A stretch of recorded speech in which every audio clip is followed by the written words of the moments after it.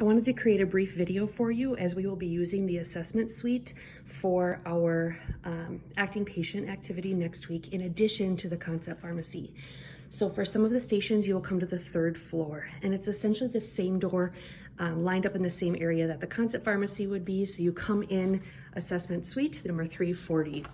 As you enter, there will be exam rooms all the way along the hallway. And I've identified some of these exam rooms as our stations. So I'll just give you a brief demonstration here. So station 2 is noted at the door. There are some stations that have auxiliary information for you to review prior to entering the station, and that you're welcome to take in with you if you'd like.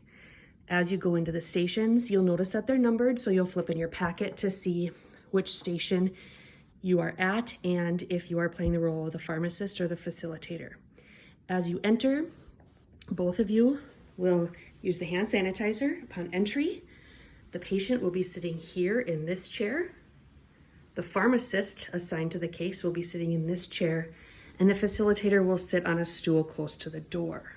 That's to maintain as much social distancing as possible.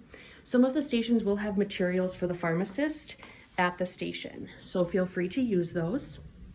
And as you go down, you'll notice that most of the doors are labeled for our use. Here's another example of, for your brief review prior to meeting with the patient.